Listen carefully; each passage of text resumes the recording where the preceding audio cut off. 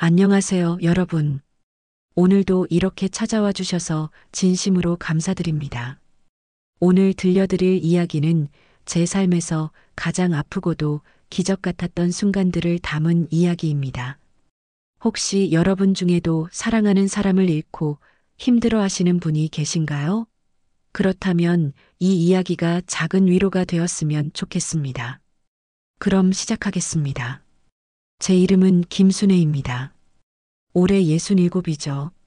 서울 외곽, 그다지 번듯하지 않은 다세대 주택에서 혼자 살고 있습니다.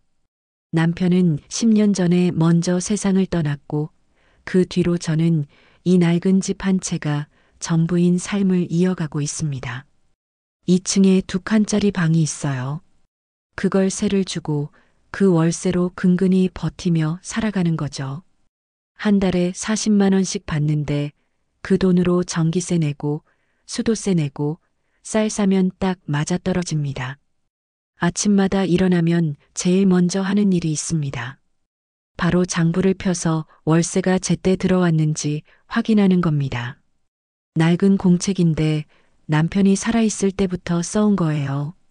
표지는 벗겨지고 모서리는 해졌지만 아직도 잘 쓰고 있습니다. 오늘도 어김없이 장부를 펼쳤어요. 502호, 이번 달도 밀렸네요. 손가락으로 날짜를 따라가며 한숨을 내쉬었습니다. 세입자한테 연락을 해야 하나 아니면 조금 더 기다려줘야 하나. 요즘 세상이 어려운 건 저만 그런 게 아니니까요. 사실 돈이 없어서 못 산다기보다는 그냥 사는 이유를 잘 모르겠어요. 5년 전 제 외아들 진환이와 며느리 지영이 그리고 갓 돌진한 손주 민준이까지 교통사고로 세상을 떠났습니다. 그날 이후로 제 삶은 완전히 멈춰버렸어요. 경찰서에서 연락이 왔을 때 처음엔 믿을 수가 없었습니다. 차량이 전소됐다고 했어요. 안에서 세 사람의 신분증이 발견됐다고 사망을 통보하는 거였죠. 시신조차 제대로 확인할 수 없을 정도로 심하게 탔다고 했습니다. 경찰은 말했어요. 차 안에서 성인 남녀 2명과 유아 1명의 흔적이 발견됐습니다. 신분증으로 확인한 결과 아드님과 며느님 그리고 손자분으로 추정됩니다. 그 말을 듣는 순간 저는 그 자리에서 쓰러졌어요. 세 식구가 한꺼번에 떠나다니. 아들도 며느리도 그리고 제가 그렇게 아끼던 손주까지도요. 민준이는 제 삶의 빛이었습니다. 돌진하고 얼마 안 됐을 때였어요. 이제 막 걸음마를 배우던 시기였죠. 주말이면 진환이네 식구가 집에 놀러 왔어요. 민준이는 제 품에 안겨서 할미 할미하며 웃었습니다. 그 웃음소리가 아직도 귓가에 생생해요. 작은 손으로 제 뺨을 톡톡 치던 모습도요. 그날도 주말이었어요.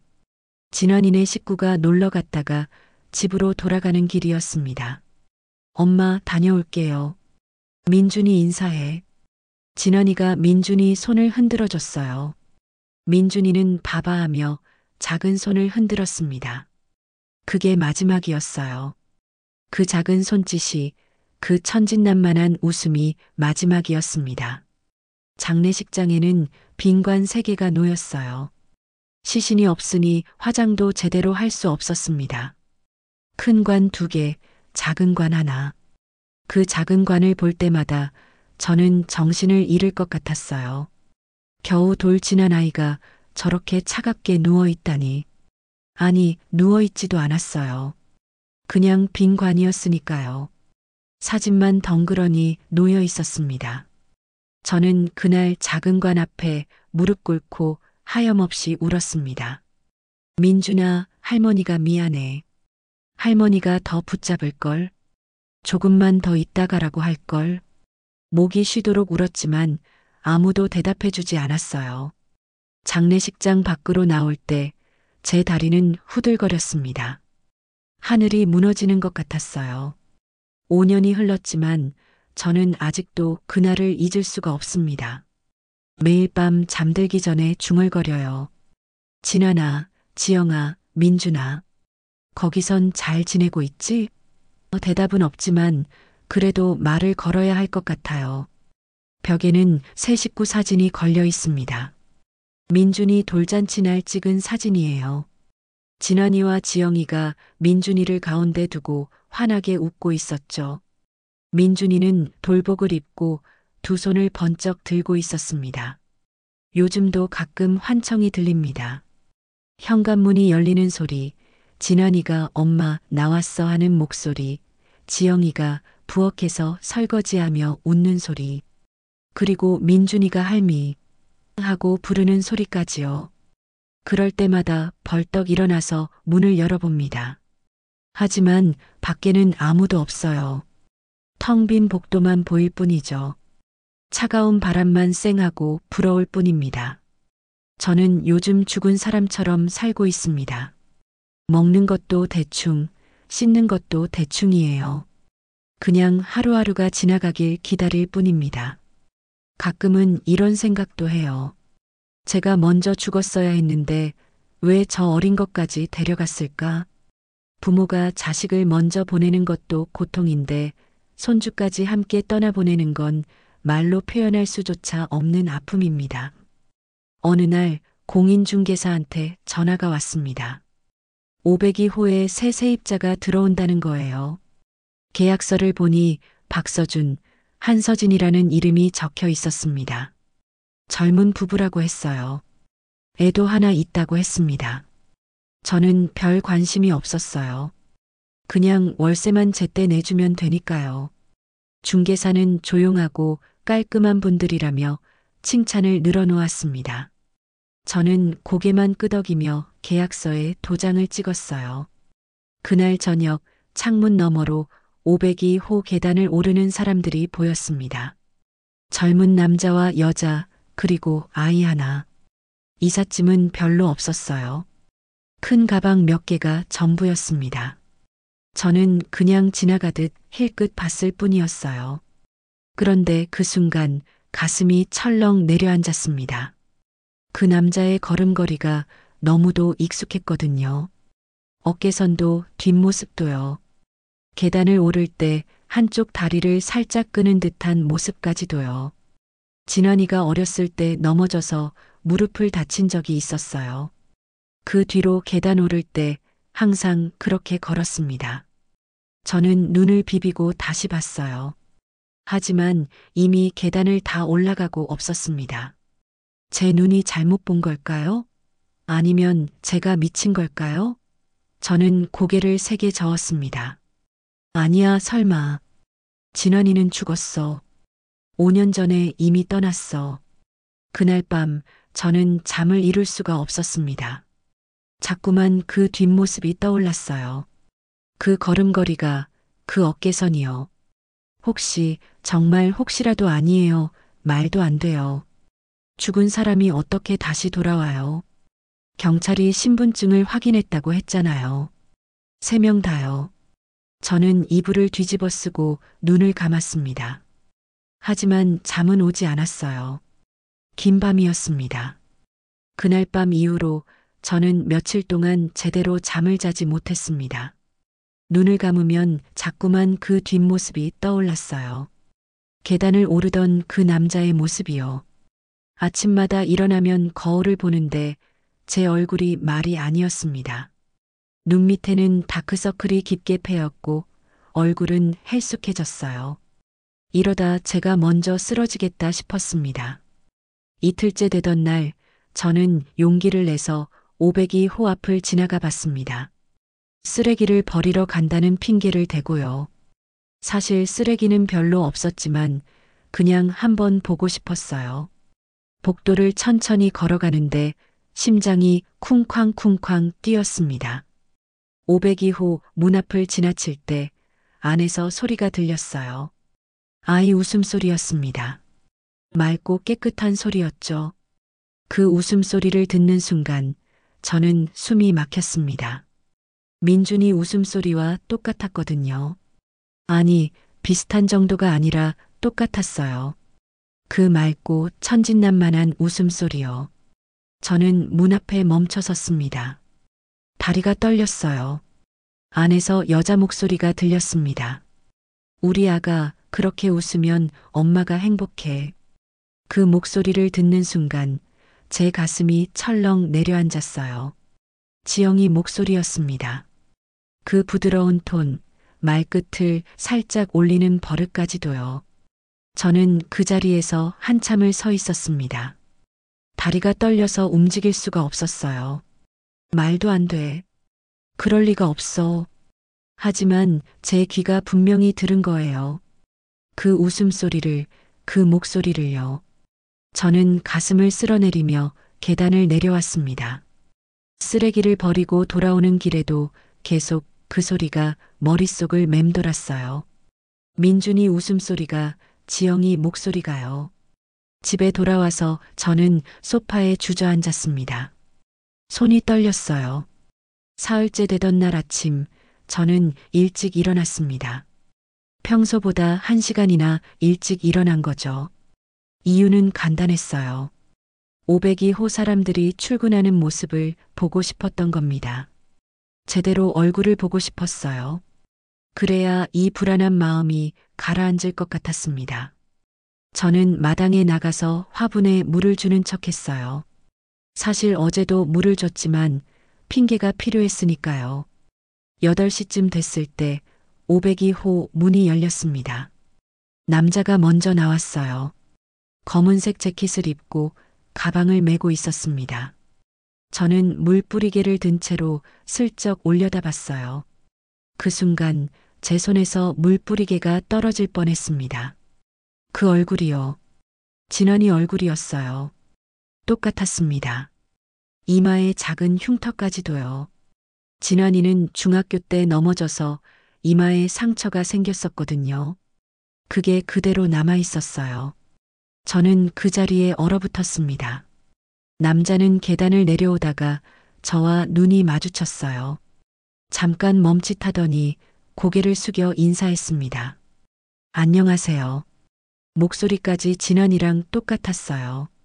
저는 입이 떨어지지 않았습니다.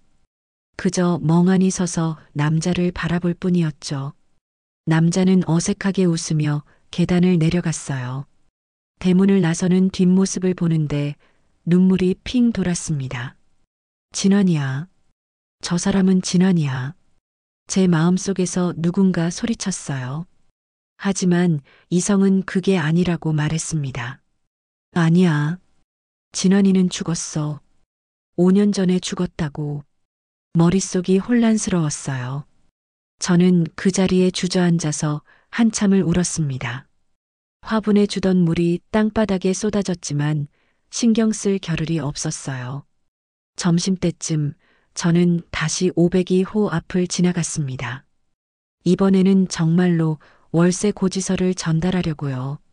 사실 월세는 자동이체로 들어오지만 그냥 핑계가 필요했어요. 문을 두드렸습니다. 502호요, 집주인입니다. 안에서 발소리가 들렸어요. 아이가 달려오는 소리도 함께요. 엄마, 누구야? 그 목소리를 듣는 순간 저는 눈물이 핑 돌았습니다. 민준이 목소리였어요. 문이 열렸습니다. 문 앞에 선 여자를 보는 순간 저는 비명을 지를 뻔했습니다. 지영이었어요. 얼굴도 눈매도 인매도 똑같았습니다. 머리를 묶은 모습까지도요. 지영이는 항상 머리를 낮게 묶고 다녔거든요.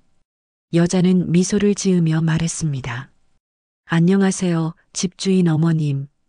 한서진이라고 합니다. 그 미소를 보는 순간 제 가슴이 무너져 내렸어요. 지영이가 웃을 때도 딱 저렇게 웃었거든요. 눈이 초승달 모양으로 휘어지면서요. 그리고 한서진의 다리 사이로 아이가 삐죽 고개를 내밀었어요. 3살쯤 돼 보이는 남자아이였습니다. 동그란 눈망울, 통통한 볼, 그리고 장난기 가득한 표정까지요. 민준이었습니다. 민준이가 컸을 때 저런 모습일 거라고 상상했던 바로 그 모습이었어요. 저는 말을 잇지 못했습니다. 그저 멍하니 서 있을 뿐이었어요. 한서진이라고 자신을 소개한 여자는 제 표정을 보더니 걱정스럽게 물었습니다. 어머님, 괜찮으세요? 얼굴이 안 좋으신데요. 아이가 제 치마를 잡아당기며 말했어요. 할머니, 왜 울어? 그 작은 손이 제 치마를 잡는 순간 저는 그 자리에서 주저앉을 뻔했습니다. 아, 아니에요. 괜찮아요. 저는 간신히 말을 꺼냈습니다. 한서진은 저를 부축하려고 했어요. 들어오셔서 물이라도 한 잔 드세요. 저는 고개를 저었습니다. 괜찮아요. 그냥 가볼게요. 저는 서둘러 계단을 내려왔어요. 다리가 후들거렸습니다. 뒤에서 아이가 할머니, 안녕하고 외치는 소리가 들렸어요. 그 소리를 듣는데 눈물이 주르륵 흘러내렸습니다. 집에 돌아와서 저는 서랍에서 민준이 돌잔치 사진을 꺼냈습니다. 민준이가 환하게 웃고 있는 사진이었어요. 그리고 방금 본 그 아이를 떠올렸습니다. 눈매가 똑같았어요. 웃는 방식도요. 저는 사진을 가슴에 안고 울었습니다. 민준아, 너니? 할머니 손주 민준이가 맞니? 밤이 되자 502호에서 불이 켜졌어요. 저는 창문을 통해 슬쩍 올려다봤습니다. 커튼 사이로 그림자가 비쳤어요. 새 식구가 밥을 먹는 모양이었습니다. 아이 웃음소리가 들렸어요. 행복해 보였습니다. 저는 가슴이 찢어지는 것 같았어요. 만약에, 정말 만약에 저 사람들이 진원이네 식구라면? 살아있다면? 그날 밤 저는 한숨도 자지 못했습니다. 계속해서 생각했어요. 저 사람들은 누구일까? 왜 진원이네 식구랑 똑같은 걸까? 아침이 되자 결심했습니다. 직접 확인해야겠다고요. 이렇게 의심만 하면서 살 수는 없었어요. 제대로 된 답을 얻고 싶었습니다. 이틀이 지났습니다. 저는 그동안 502호를 멀리서만 지켜봤어요. 출근하는 박서준을, 아이와 산책하는 한서진을 말이죠. 볼 때마다 가슴이 미어졌습니다. 너무 닮았거든요. 아니, 닮은 게 아니라 똑같았어요. 걸음걸이, 말투, 웃는 방식까지도요.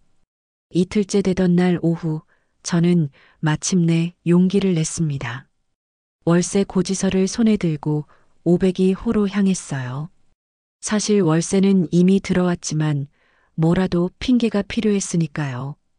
계단을 오르는데 다리가 떨렸습니다. 심장이 터질 것 같았어요. 502호 문 앞에 섰을 때 저는 한참 동안 망설였습니다. 문을 두드려야 할까 말아야 할까? 그때 안에서 아이 울음소리가 들렸어요. 으앙, 으앙. 민준이가 올 때도 딱 저런 소리를 냈었어요. 제 가슴이 철렁 내려앉았습니다. 안에서 한서진의 목소리가 들렸어요. 우리 아가, 왜 울어? 어디 아파? 그 다정한 목소리를 듣는데 눈물이 핑 돌았습니다. 지영이가 민준이를 달랠 때도 꼭 저렇게 말했거든요. 저는 떨리는 손으로 초인종을 눌렀습니다. 딩동. 안에서 발소리가 들렸어요. 여자가 아이를 달래는 소리도 함께요. 잠깐만, 누가 왔나 보네. 문이 열렸습니다. 한서진이 아이를 안고 서 있었어요. 아이는 울음을 그치고 저를 빤히 쳐다봤습니다. 눈물이 그렁그렁한 채로요. 어머님, 무슨 일이세요? 한서진이 물었습니다. 저는 아이를 보느라 대답을 못했어요. 그 눈망울이, 그 작은 인매가 민준이랑 똑같았거든요. 아이가 고개를 갸웃하더니 말했습니다. 할머니? 그 순간 제 눈에서 눈물이 주르륵 흘러내렸어요. 민준이도 저를 딱 저렇게 불렀었습니다. 할머니, 어머님 괜찮으세요? 한서진이 놀라서 물었습니다. 저는 황급히 눈물을 닦았어요. 아, 아니에요. 그냥 눈에 뭐가 들어가서요. 월세 고지서 드리려고 왔어요.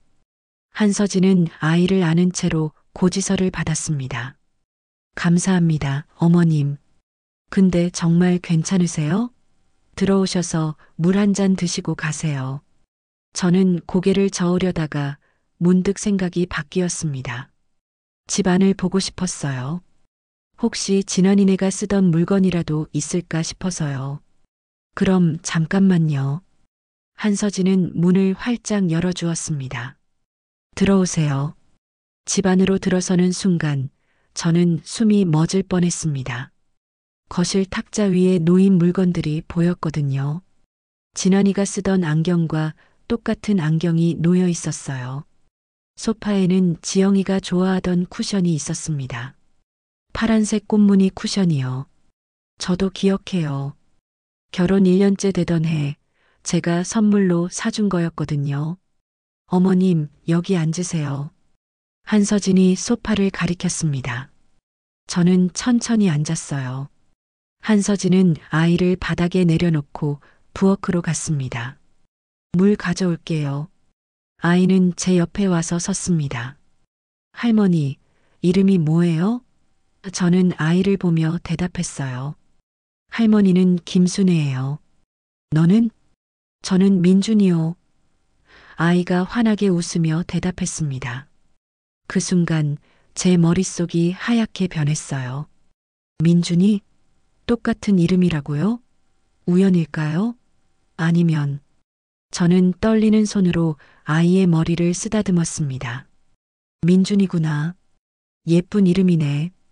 한서진이 물을 들고 나왔어요. 어머님, 여기요. 저는 물을 받아 한 모금 마셨습니다. 목이 타는 것 같았거든요. 감사합니다. 그런데 댁 아드님 성함이 민준이라고요? 한서진은 고개를 끄덕였습니다. 네, 이민준이요. 올해 3살 됐어요. 3살. 만약 제 손주 민준이가 살아있었다면 딱 3살이었을 거예요. 저는 가슴이 무너져 내리는 것 같았습니다. 너무 많은 우연이었어요. 이름도 나이도 얼굴도 모든 게 똑같았습니다. 제가 미친 걸까요? 아니면 이게 정말 기적인 걸까요? 그때 현관문이 열렸습니다. 다녀왔어. 낮은 남자 목소리가 들렸어요. 진원이 목소리였습니다. 저는 소파에서 벌떡 일어났어요. 거실로 들어온 남자와 눈이 마주쳤습니다. 박서준이었어요. 아니, 진원이었습니다. 저는 확신했어요. 저 사람은 제 아들이라고요. 남자는 저를 보고 놀란 표정을 지었습니다. 잠깐 얼어붙은 것처럼 서 있더니 어색하게 웃으며 인사했어요. 안녕하세요. 집주인 어머님이시죠? 저는 멍하니 남자를 바라봤습니다. 가까이서 보니 더 확실했어요. 진원이가 맞았습니다. 이마에 흉터, 왼쪽 귀 옆에 작은 점, 코 밑에 얇은 상처, 자국까지요. 진원이? 제 입에서 떨리는 목소리가 흘러나왔습니다. 남자의 얼굴이 굳었어요. 한서진도 놀란 표정으로 저를 쳐다봤습니다. 남자는 고개를 저으며 말했습니다. 죄송합니다. 그런 사람 모릅니다. 제 이름은 박서준이에요. 아니에요. 당신은 진환이에요. 제 아들이라고요. 저는 다가가려고 했습니다. 하지만 남자는 뒤로 물러섰어요. 어머님, 사람을 잘못 보신 것 같습니다. 저는 박서준이에요. 처음 뵙는 사이잖아요. 남자의 목소리에는 당혹감이 묻어 있었습니다. 한서진이 저를 부축하며 말했습니다. 어머님, 괜찮으세요? 앉으세요. 저는 고개를 저었어요. 아니에요. 틀림없어요. 저 이마 흉터, 진환이가 중학교 때 넘어져서 생긴 거예요. 그리고 저 귀 옆 점도요. 진환이는 태어날 때부터 저기점이 있었어요. 남자는 당황한 표정으로 이마를 만졌습니다. 이건 어렸을 때 다쳐서 생긴 거긴 한데 그게 저를 아드님이라고 할 근거는 아니잖아요. 남자의 목소리가 떨렸어요. 뭔가를 숨기는 것 같았습니다. 그럼 이건요? 저는 남자의 손을 가리켰습니다. 왼손 약지에 화상 자국. 진환이가 고등학교 때 실험실에서 다쳤을 때 생긴 거예요. 저 모양 그대로요. 남자는 자신의 손을 뒤로 감췄습니다. 어머님, 제발 그만하세요. 저는 정말 박서준이에요. 한서진이 떨리는 목소리로 말했습니다. 어머님, 우리 남편은 박서준이 맞아요. 제가 결혼한 사람이에요. 아드님을 잃으셔서 힘드신 건 이해하지만 우리한테 이러시면 곤란해요. 한서진의 눈에도 눈물이 고였습니다. 저는 두 사람을 번갈아 보았습니다. 남자의 눈을 똑바로 쳐다봤어요. 그 눈빛을 보는 순간 저는 확신했습니다. 저 눈빛이에요. 내가 낳은 아들 눈빛이었습니다. 어머니는 알아요. 자식의 눈빛을요. 아무리 이름을 바꾸고 아무리 다른 사람인 척해도 그 눈빛만은 속일 수 없어요. 진아나.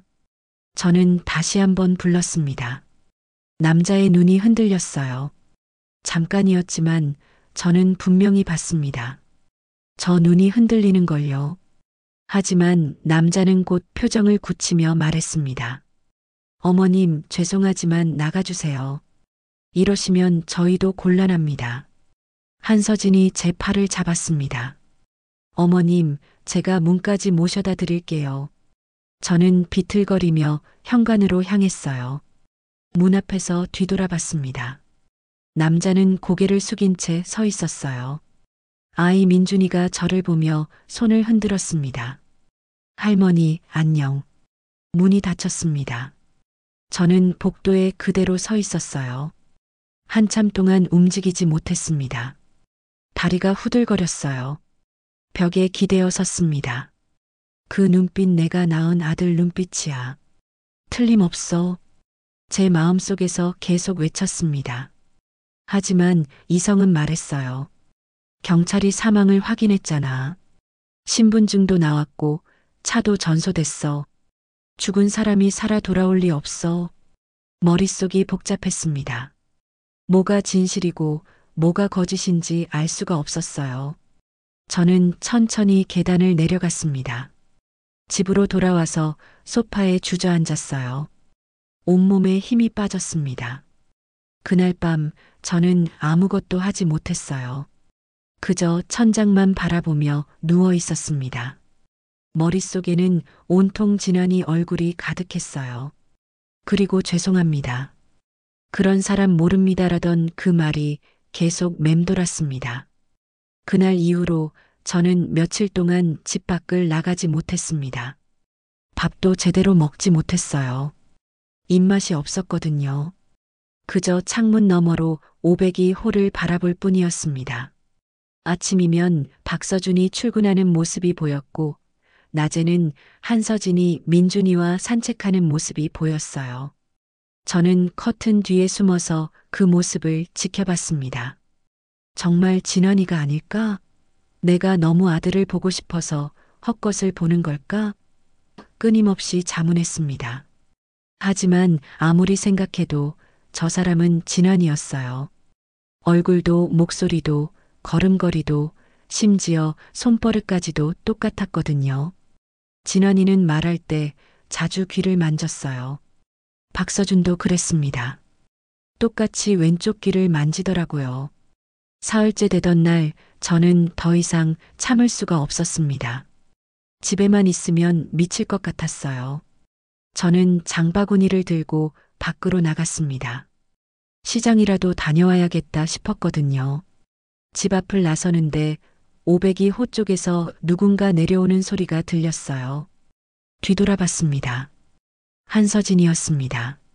민준이를 유모차에 태우고 계단을 내려오고 있었어요. 저는 그 자리에 얼어붙었습니다. 한서진도 저를 보고 잠깐 멈칫했어요. 어색한 침묵이 흘렀습니다. 며칠 전 그 일 때문에 서로 불편한 게 당연했죠. 한서진이 먼저 입을 열었습니다. 어머님, 안녕하세요. 목소리가 조심스러웠어요. 저는 고개를 끄덕이며 대답했습니다. 안녕하세요. 산책 나가시나 봐요? 한서진은 작게 미소 지었습니다. 네, 날씨가 좋아서요. 민준이 데리고 공원 좀 다녀오려고요. 유모차 안에서 민준이가 저를 보며 손을 흔들었어요. 할머니, 맑은 목소리가 제 가슴을 찔렀습니다. 저는 민준이에게 다가가 무릎을 굽혔어요. 민준아, 안녕. 공원 가니? 민준이는 고개를 끄덕이며 웃었습니다. 네, 그네 타러 가요. 그 웃음을 보는데 눈물이 핑 돌았습니다. 제 손주 민준이도 그네를 좋아했거든요. 공원에 갈 때마다 할미, 그네 태워줘 하고 졸랐었어요. 저는 민준이 머리를 쓰다듬었습니다. 그래, 재미있게 놀다 와. 한서진이 조심스럽게 말했습니다. 어머님, 저번에는 죄송했어요. 저희도 당황해서 그만. 저는 고개를 저었습니다. 아니에요. 제가 실례했어요. 너무 아들이 보고 싶어서 그만. 목이 메었습니다. 한서진의 눈에도 연민이 어렸어요. 아드님을 잃으셨다고 들었어요. 중개사분한테 들었어요. 얼마나 힘드시겠어요. 한서진의 목소리가 부드러웠습니다. 저는 눈물을 훔치며 고개를 끄덕였어요. 5년 됐는데도 아직 믿기지가 않네요. 며느리랑 손주까지 세 식구가 한꺼번에 떠났어요. 한서진의 얼굴이 굳었습니다. 세 식구요? 저는 고개를 끄덕였어요. 네. 아들 진환이, 며느리 지영이, 그리고 돌 지난 손주 민준이까지요. 교통사고였어요. 한서진은 아무 말도 하지 못했습니다. 그저 입술을 깨물 뿐이었죠. 잠시 침묵이 흘렀습니다. 저는 장바구니를 들어올리며 말했어요. 시장 좀 다녀와야 해서요. 민준이 재미있게 놀다 와.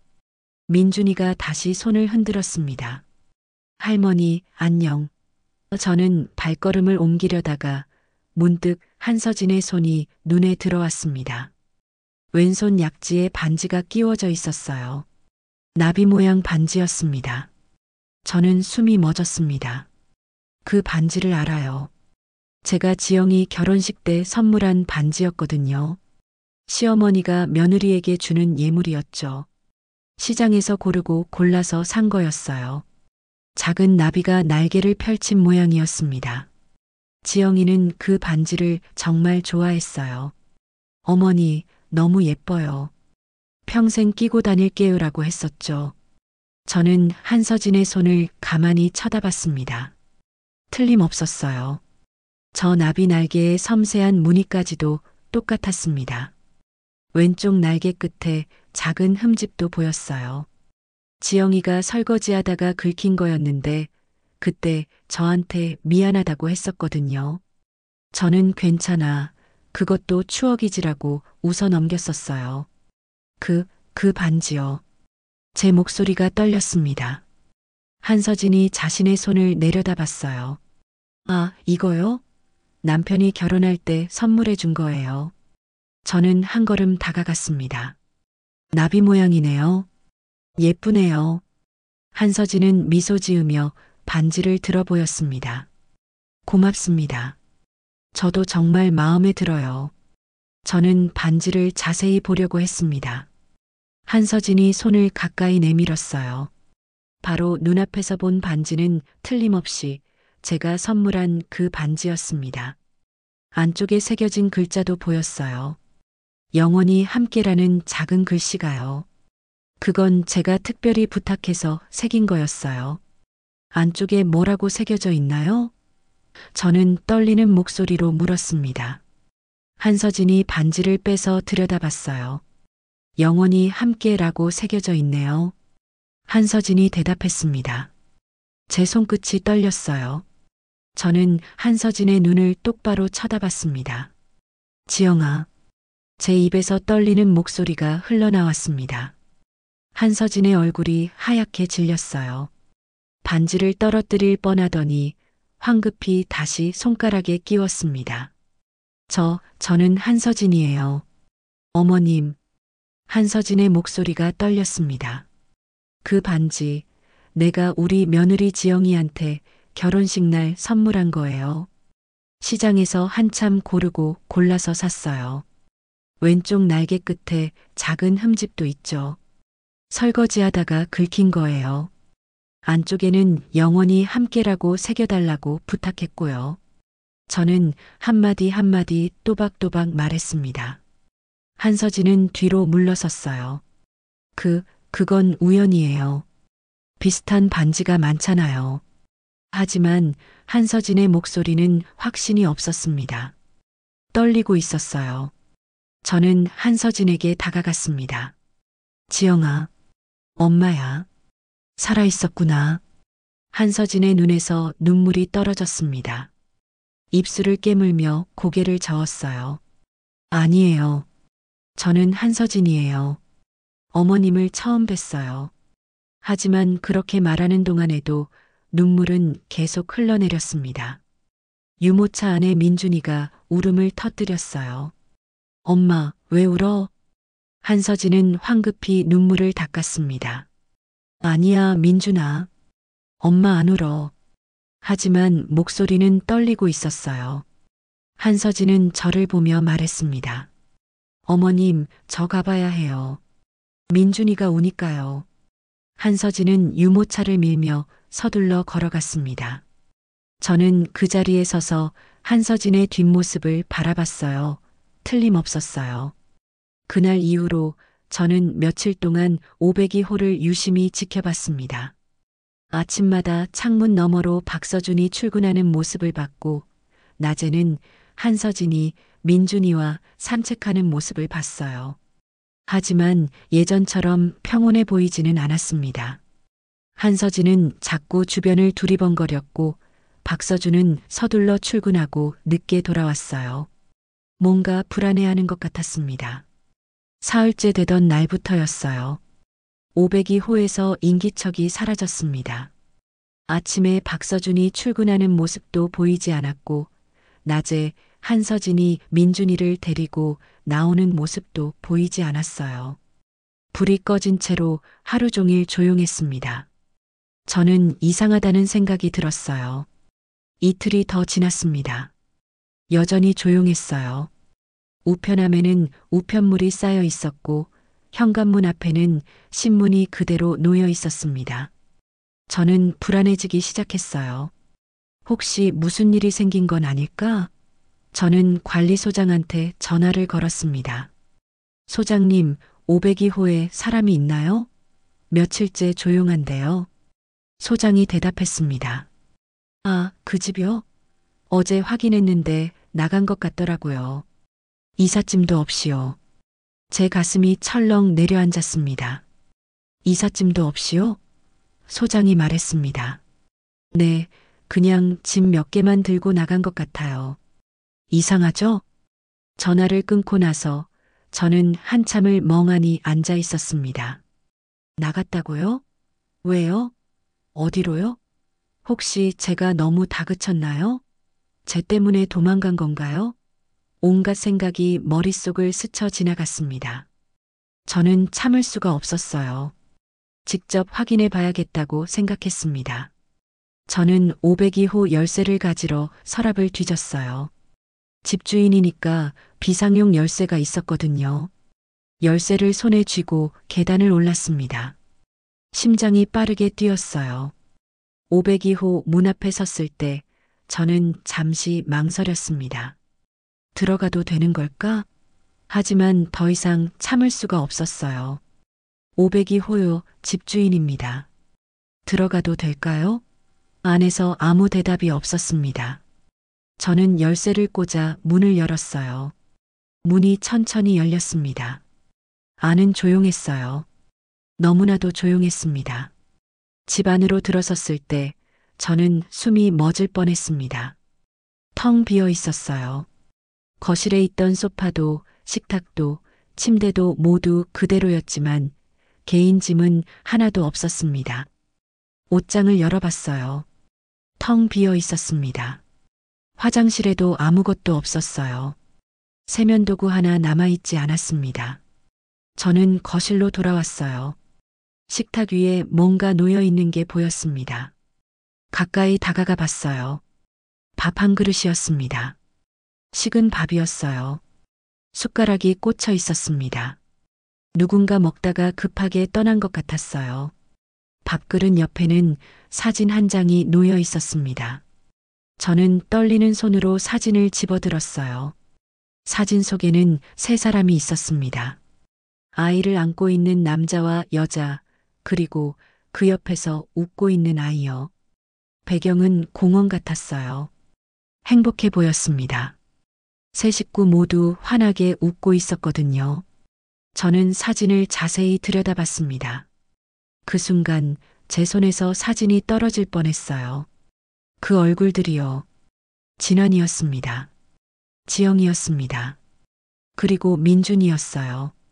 박서준도 한서진도 아니었습니다. 제 아들과 며느리 그리고 손주였어요. 진환아, 지영아. 제 입에서 떨리는 목소리가 흘러나왔습니다. 눈물이 주르륵 흘러내렸어요. 사진을 가슴에 안았습니다. 살아있었구나. 정말 살아있었어. 저는 사진을 뒤집어 봤습니다. 뒷면에 뭔가 적혀 있었어요. 작은 글씨였습니다. 떨리는 손으로 사진을 들어 올려 읽었어요. 엄마, 죄송합니다. 하지만 우리 살아있습니다. 그 글을 읽는 순간 저는 그 자리에 주저앉았습니다. 다리에 힘이 풀렸거든요. 죄송합니다라고요? 왜 미안하다는 거죠? 살아있다면 왜 숨었던 거예요? 왜 이제 와서 이렇게 사진만 남기고 떠난 거예요? 저는 사진을 꽉 쥐고 울었습니다. 5년 동안 죽은 줄 알았던 아이들이 살아있었어요. 그것도 제 집에 와 있었어요. 하지만 저를 피했습니다. 다른 이름으로 다른 사람인 척하면서요. 이제야 제 아들이라는 걸 인정하는 메시지를 남기고는 또다시 떠나버렸어요. 저는 집안을 둘러봤습니다. 흔적을 찾고 싶었어요. 아이들이 여기서 어떻게 살았는지 알고 싶었습니다. 싱크대를 열어봤어요. 그릇 몇 개가 놓여 있었습니다. 민준이가 쓰던 작은 그릇도 있었어요. 캐릭터가 그려진 플라스틱 그릇이요. 저는 그 그릇을 집어들고 또 울었습니다. 제 손주가 이 그릇으로 밥을 먹었겠죠. 매일 아침, 저녁으로요. 저는 바로 아래층에 있었는데 손주가 밥 먹는 모습조차 볼 수 없었어요. 가슴이 찢어지는 것 같았습니다. 침실로 갔습니다. 침대 옆 작은 서랍을 열어봤어요. 안에 아이 장난감 하나가 남아 있었습니다. 작은 자동차였어요. 저는 그 자동차를 집어들었습니다. 제가 손주 민준이한테 사줬던 장난감과 똑같은 거였어요. 빨간색 자동차요. 민준아. 저는 장난감을 가슴에 안았습니다. 제 손주가 이걸 가지고 놀았겠죠. 바로 이 집에서요. 저는 바닥에 주저앉아서 한참을 울었습니다. 창밖으로 해가 지고 있었어요. 어둠이 집안을 채워갔습니다. 얼마나 지났을까요? 저는 겨우 정신을 차리고 일어났습니다. 사진과 장난감을 들고 집을 나왔어요. 문을 잠그는데 손이 떨렸습니다. 계단을 내려오는데 다리가 휘청거렸어요. 벽을 짚으며 천천히 내려왔습니다. 집에 돌아와서 저는 소파에 앉아 사진을 또 들여다봤습니다. 행복해 보이는 새 식구의 모습이요. 왜 숨은 거니? 무슨 일이 있었던 거니? 사진 속 진환이에게 물었지만 대답은 없었습니다. 저는 사진 뒷면의 글씨를 다시 읽었어요. 엄마, 죄송합니다. 하지만 우리 살아 있습니다. 이 짧은 문장 안에 얼마나 많은 사연이 담겨 있을까요? 저는 알고 싶었습니다. 왜 죽은 척 해야 했는지, 왜 다른 이름으로 살아야 했는지, 왜 이제 와서 떠나야 했는지요. 그날 밤 저는 사진을 안고 잠들었습니다. 꿈을 꿨어요. 진환이와 지영이 그리고 민준이가 웃으며 제게 다가오는 꿈이었습니다. 하지만 가까이 다가가려고 하면 새 식구는 점점 멀어졌어요. 저는 꿈속에서도 울었습니다. 그날 이후로 저는 며칠을 멍하니 보냈습니다. 사진과 장난감만 바라보며 앉아 있었어요. 밥도 제대로 먹지 못했습니다. 아이들이 어디로 갔는지, 지금 어떻게 지내는지 궁금했어요. 하지만 찾을 방법이 없었습니다. 전화번호도 몰랐고 연락처도 남기지 않았거든요. 사흘째 되던 날 밤이었습니다. 빗소리에 잠을 깼어요. 빗소리가 창문을 두드리고 있었습니다. 세차게 내리는 비였어요. 저는 일어나 창문 밖을 내다봤습니다. 가로등 불빛 아래로 비가 쏟아지는 게 보였어요. 누군가 우산도 없이 걷고 있었습니다. 자세히 보니 502호 쪽에서 누군가 계단을 오르고 있었어요. 저는 눈을 크게 떴습니다. 누구일까요? 이 밤에 이 빗속에요? 그 사람은 비틀거리며 계단을 올랐습니다. 502호 문 앞에 섰어요. 한참을 서 있더니 문을 열려고 했습니다. 저는 급히 옷을 걸치고 밖으로 나갔습니다. 우산을 들고 계단을 올랐어요. 빗물이 얼굴을 때렸지만 상관없었습니다. 502호 앞에 다다랐을 때 저는 그 사람이 누군지 알 수 있었어요. 한서진이었습니다. 아니, 지영이었습니다. 지영이는 비에 흠뻑 젖어 있었어요. 머리에서 물이 뚝뚝 떨어졌고 옷도 젖어서 몸에 달라붙어 있었습니다. 품에는 민준이를 안고 있었어요. 민준이도 비에 젖어 있었습니다. 축 늘어진 채로요. 지영이는 떨리는 손으로 문을 열려고 했지만 열리지 않았어요. 열쇠가 맞지 않는 것 같았습니다. 지영아, 제가 불렀습니다. 지영이는 뒤돌아봤어요. 창백한 얼굴이었습니다.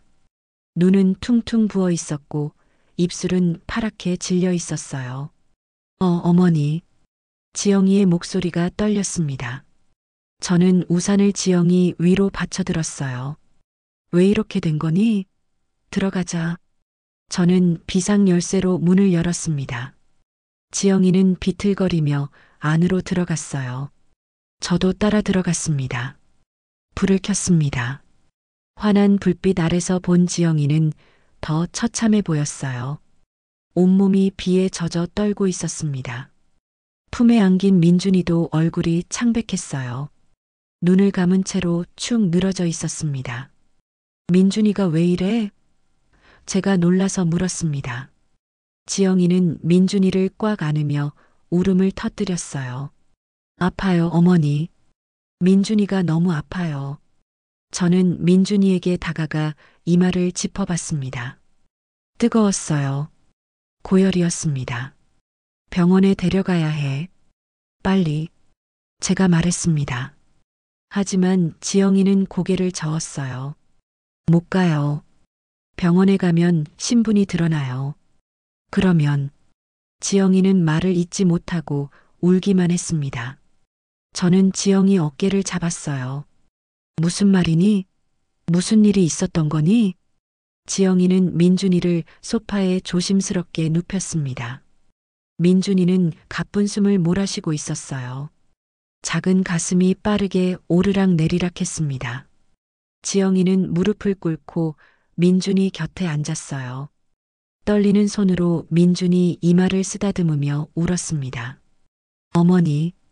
지영이가 떨리는 목소리로 말을 시작했습니다. 이 아이가 민준이가 돌진하고 얼마 안 됐을 때였어요. 갑자기 쓰러졌어요. 병원에 데려갔더니 심장에 문제가 있다고 했어요. 선천성 심장병이었어요. 수술을 받아야 한다고 했어요. 지영이의 눈물이 뚝뚝 떨어졌습니다. 수술비가 너무 많이 들었어요. 보험도 안 되는 거였어요. 2천만 원이 필요하다고 했어요. 우리한텐 그런 돈이 없었어요. 지난 오빠는 회사 다니는 월급쟁이였고 저는 민준이 돌보느라 일도 못하고 있었어요. 저는 가슴이 무너져 내렸습니다. 왜 나한테 말 안 했니? 내가 도와줬을 텐데. 지영이는 고개를 저었어요. 어머니도 형편이 어려우신 거 알았어요. 집도 월세 받아서 간신히 사시는데 어떻게 말씀드려요. 우리끼리 해결하려고 했어요. 그래서 제가 물었습니다. 지영이는 한숨을 깊게 쉬었어요. 친한 오빠가 여기저기 알아봤어요. 은행에서 대출 받으려 했지만 신용이 안 좋아서 안 됐어요.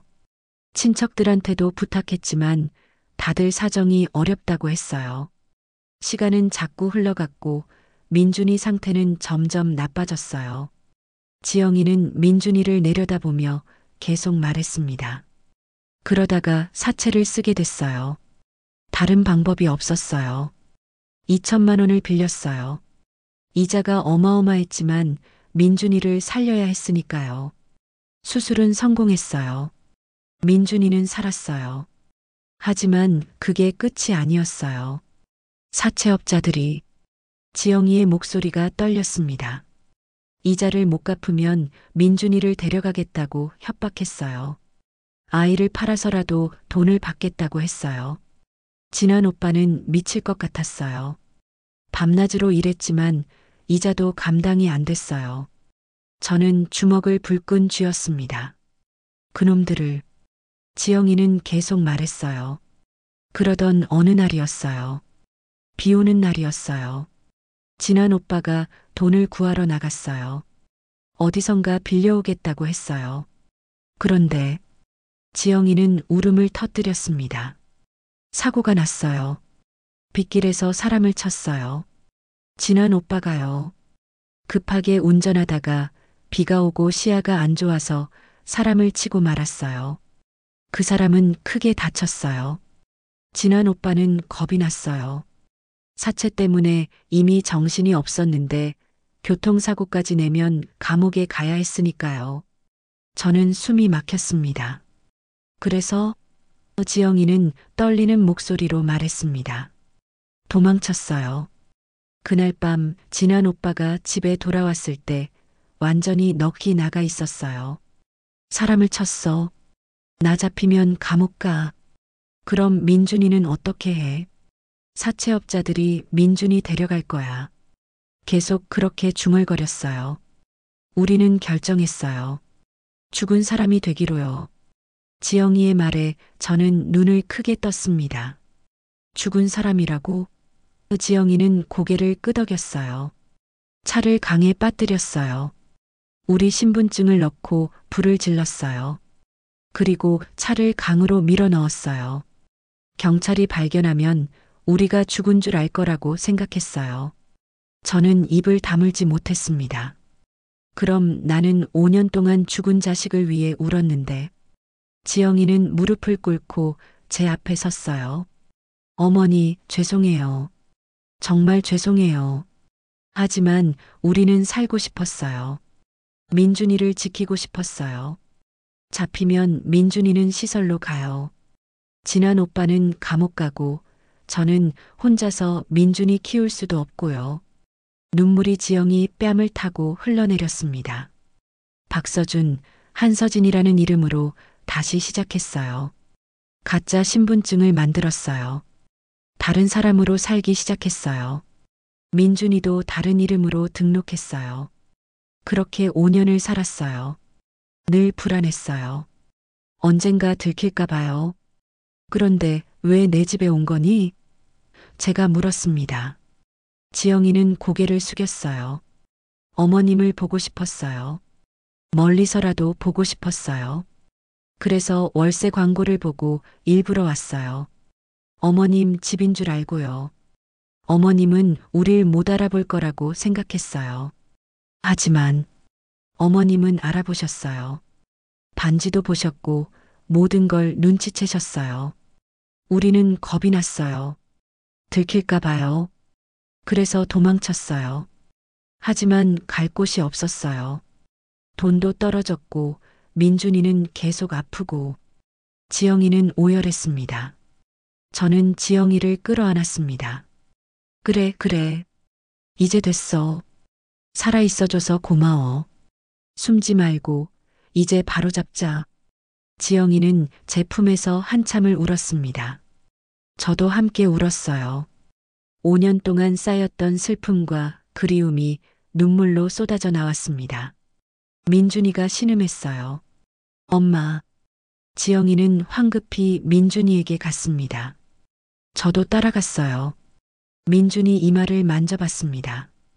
여전히 뜨거웠어요. 병원에 가야 해. 제가 말했습니다. 지영이는 고개를 저었어요. 어머니, 안 돼요. 신분이. 상관없어. 저는 단호하게 말했습니다. 민준이가 먼저야. 나중 일은 나중에 생각하자. 일단 이 아이부터 살려야지. 저는 민준이를 안아들었어요.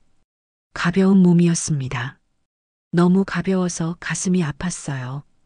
가자. 병원 가자. 저는 지영이 손을 잡고 밖으로 나갔습니다. 비는 여전히 내리고 있었어요.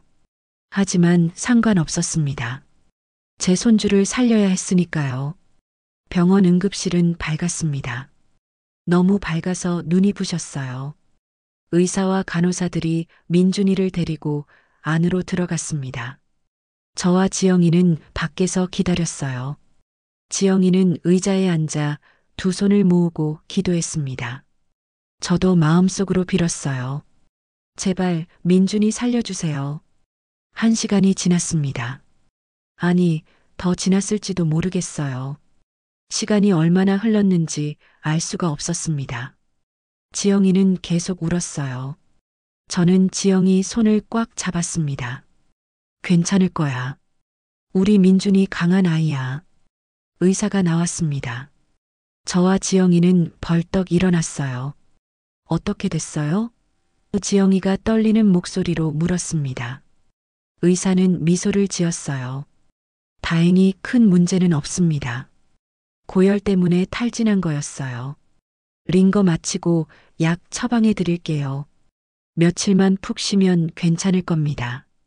지영이는 그 자리에 주저앉아 울었습니다. 고맙습니다, 선생님. 정말 감사합니다. 저도 눈물이 났어요. 다행이었습니다. 민준이가 괜찮다니요. 저는 하늘에 감사했어요. 며칠이 지났습니다. 민준이는 입원해서 치료를 받았어요. 얼굴에 혈색이 돌아왔습니다.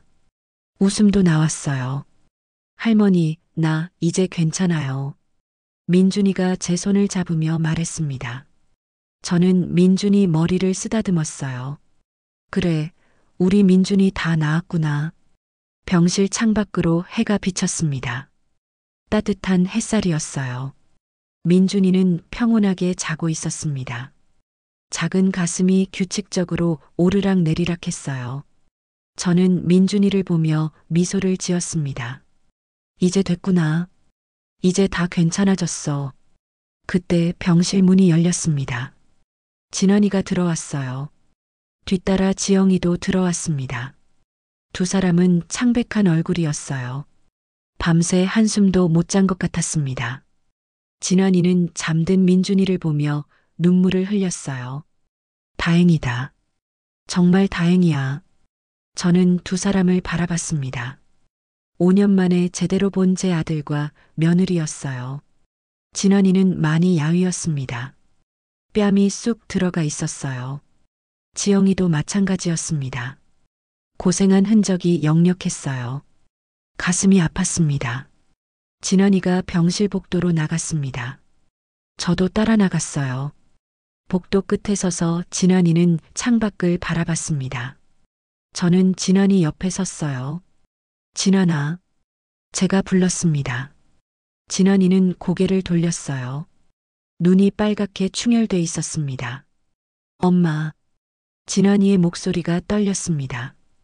5년 만에 듣는 엄마라는 말이었어요. 저는 진환이를 끌어안았습니다. 그래, 엄마야. 내 아들아. 진환이는 제 품에서 한참을 울었습니다. 어른이 된 아들이 아이처럼 울었어요. 한참 후 진환이가 말했습니다. 엄마, 이제 경찰서로 가요. 이젠 숨지 않을래요.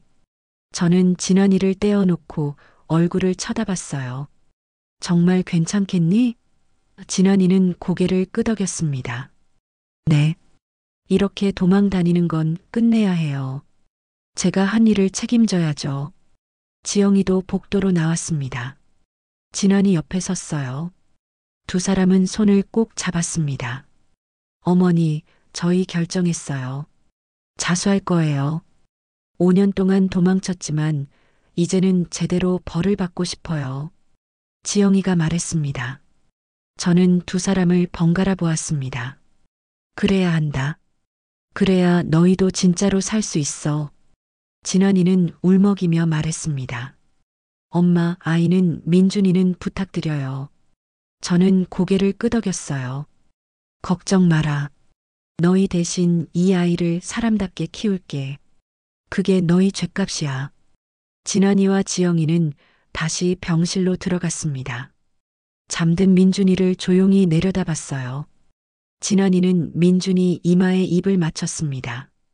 미안해, 민준아. 아빠가 정말 미안해. 지영이도 민준이를 꼭 안았어요. 엄마 아빠 용서해줘. 할머니 말씀 잘 듣고 건강하게 자라. 두 사람은 병실을 나섰습니다. 저는 병실 문 앞에 서서 그 뒷모습을 바라봤어요. 진환이와 지영이는 복도를 걸어갔습니다. 서로의 손을 꼭 잡고요. 엘리베이터 앞에서 두 사람은 잠깐 멈춰 섰습니다. 뒤돌아봤어요. 저와 눈이 마주쳤습니다. 저는 손을 흔들었습니다. 진환이도 손을 흔들었어요. 지영이는 고개를 숙여 인사했습니다.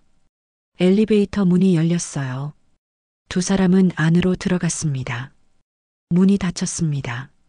그렇게 두 사람은 사라졌어요. 저는 한참 그 자리에 서 있었습니다. 창밖으로 비가 내리기 시작했어요.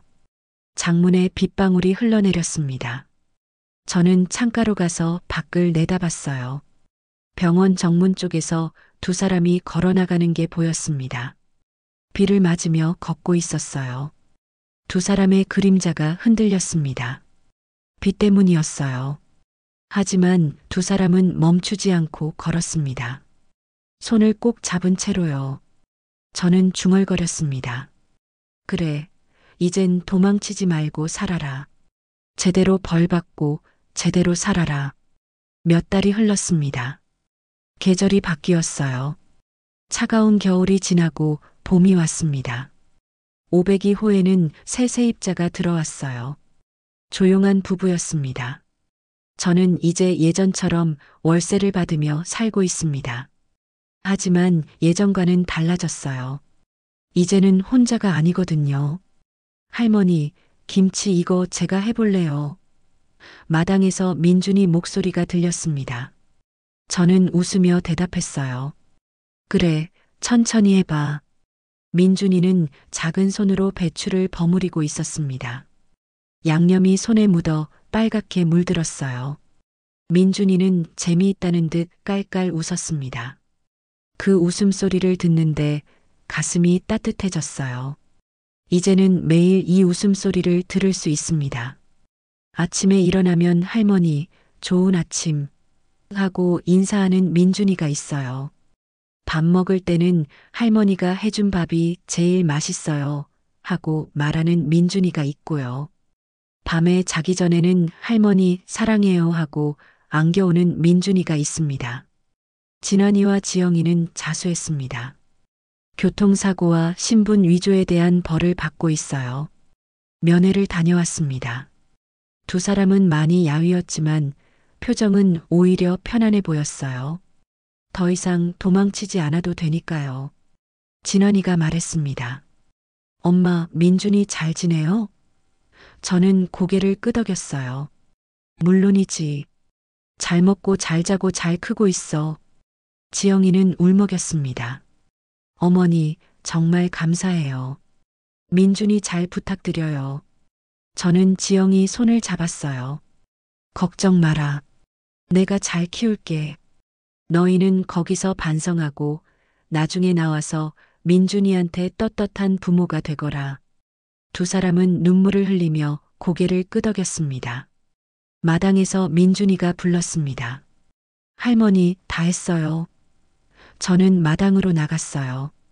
민준이가 자랑스럽게 배추를 들어 보였습니다. 잘했네, 우리 민준이. 저는 민준이 머리를 쓰다듬었어요. 민준이는 환하게 웃었습니다. 거실로 돌아왔습니다. 벽에는 사진이 걸려 있어요. 지난인의 식구 사진입니다. 공원에서 찍은 그 사진이요. 500이 호에서 가져온 거예요.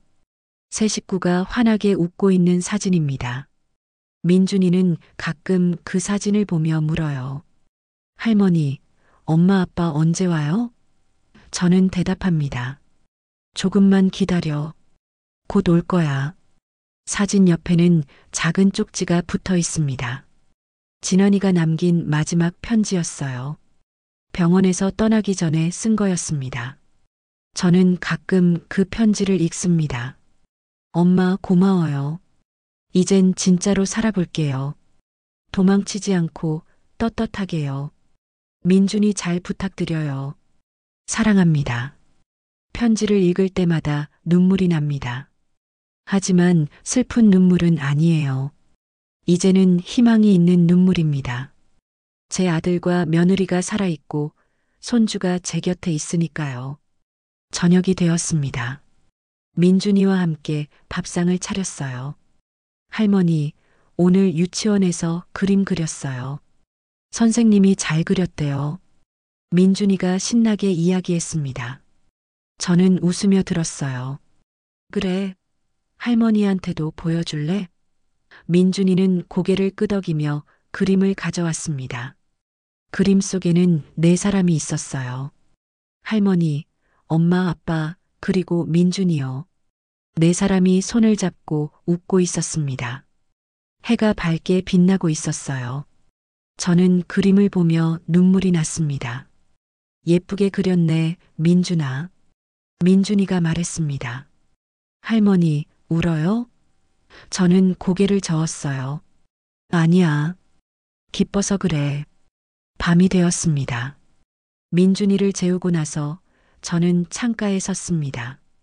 하늘을 올려다봤어요. 별이 반짝이고 있었습니다. 저는 중얼거렸습니다. 진아나, 지영아. 고마워. 살아있어줘서 고마워. 엄마는 민준이 잘 키울게. 걱정하지 마. 500이 호에 불이 켜졌습니다. 새 세입자가 들어와 있었어요. 삶은 계속됩니다. 사람들은 오고 가죠. 하지만 이제 저는 혼자가 아닙니다. 손주가 있고 아들과 며느리가 살아있고 희망이 있습니다. 500이 호의 문은 닫혔습니다. 하지만 제 마음의 문은 이제야 활짝 열렸어요. 5년 동안 닫혀있던 그 문이요. 이제는 다시 사랑할 수 있습니다. 다시 웃을 수 있습니다.